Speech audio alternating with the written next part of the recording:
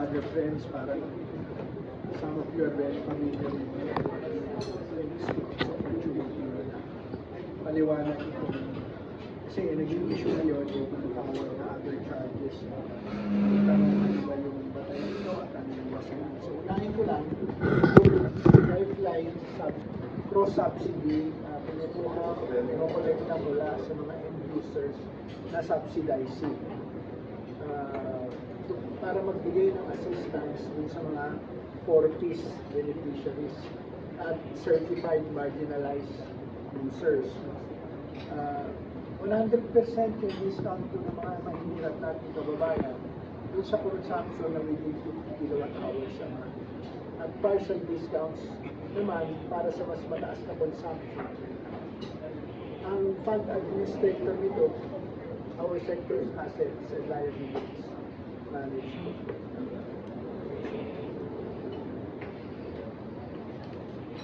Ang enabling law, itong RA 11552 o yung lifeline rate extension. Punta naman po tayo dito sa senior citizen subsidy. Ito po yung subsidiya na provided ng lahat ng BU customers para ma-overall yung 5% discount sa electricity ng mga senior citizens na ang konsumo ay hindi higit sa 100 kilowatt hours kada month.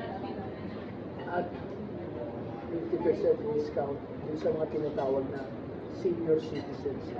Tulong po ito para sa mga lolo't lola, sa mga nakatatanda, sa mga seniors na nangangailangan ng tulong.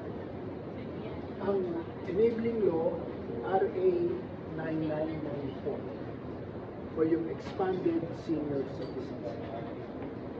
Malupahin ko sa batas. Fit all of feed-in tariff allowance. Ito naman yung uniform charge sa lahat ng consumers supply ng distribution at transmission network para sa halaga o cost of promoting ng renewable energy development. At ito makikita niyo sa bill as feed-in tariff. Transco po ang fund administrator. Ang enabling law, Republic Act 9513 o yung Renewable Energy Act. So nakapaloob din po sa batas.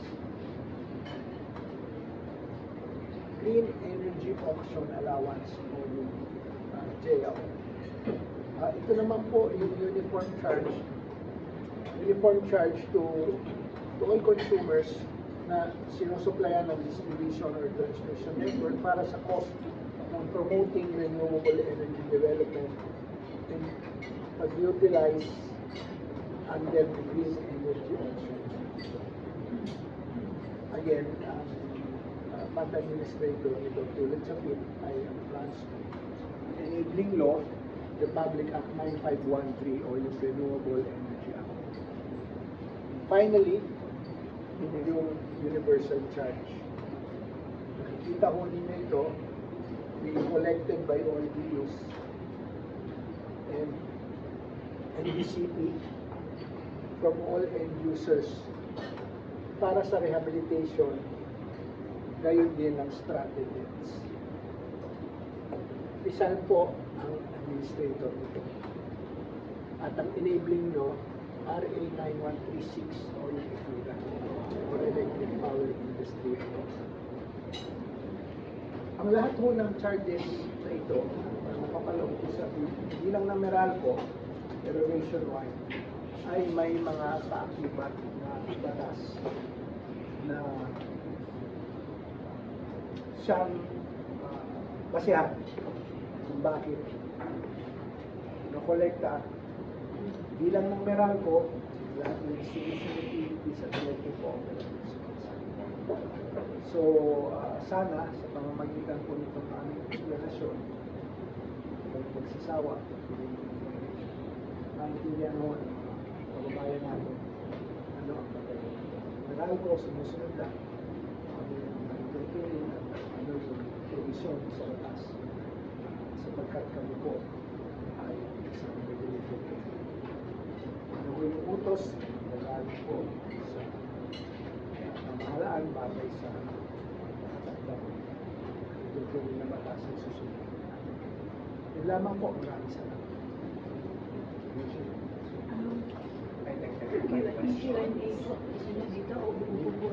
Dito na lang. Tuloy lang po natin ang Q&A.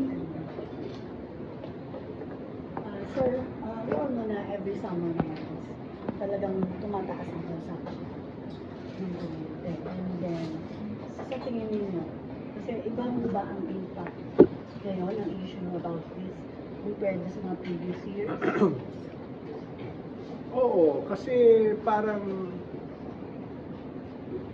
alam niyo yung issue ng higher bills pagdating na summer. Matagal na po namin issue yan. No? Kami, lagi kami nagpapaalala kung bakit mataas yung konsumo tuwing tag-init, tuwing summer months.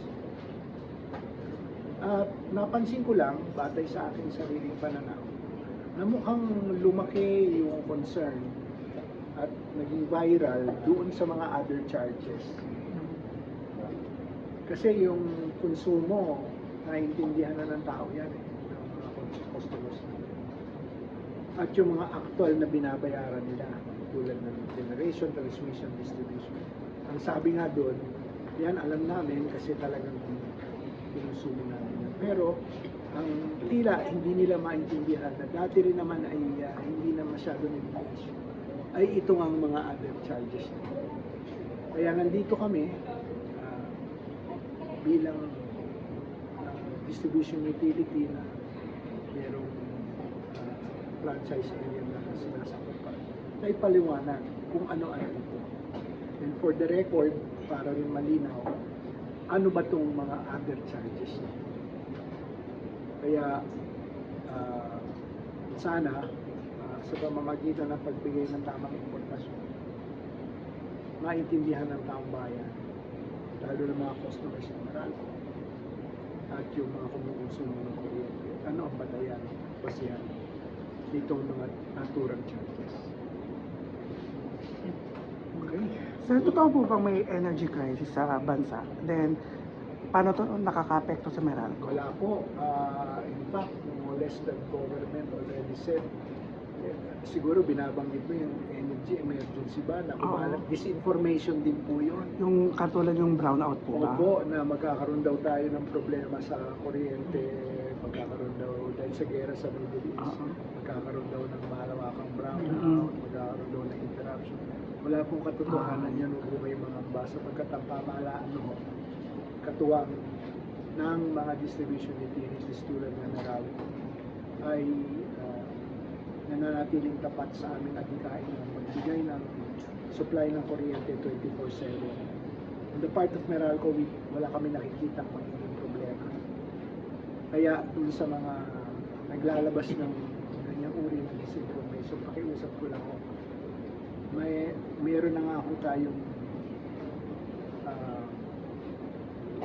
issue sa init ng panahon. Ataas sa ating konsumo. Tulungan po natin yung ating kababayan.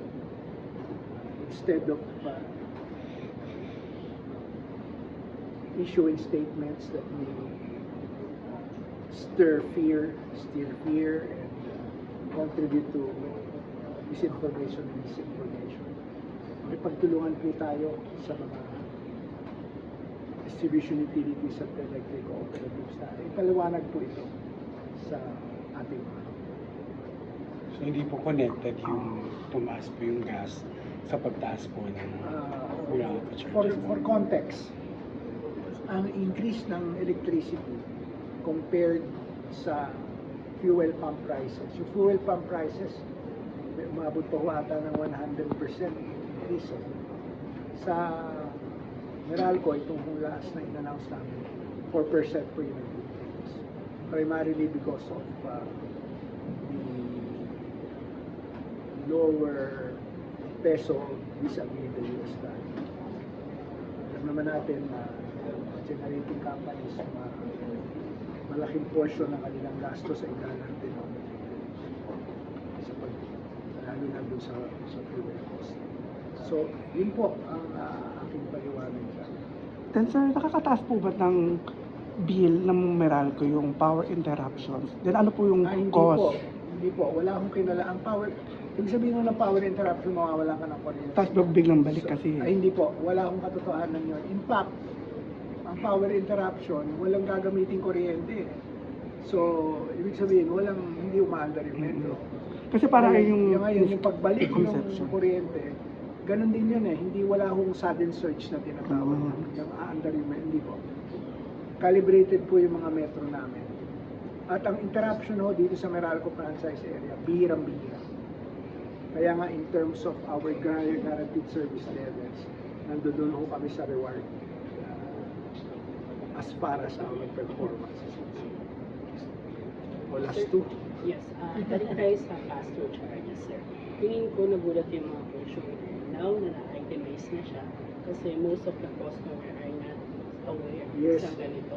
Actually, siguro ang isang magandang nangyari dito ay nagkaroon ng kaalaman ng isang bayaran sa bawat line item sa kanila. Kaya nga kami sa Meralco, ilalagay namin yan eh.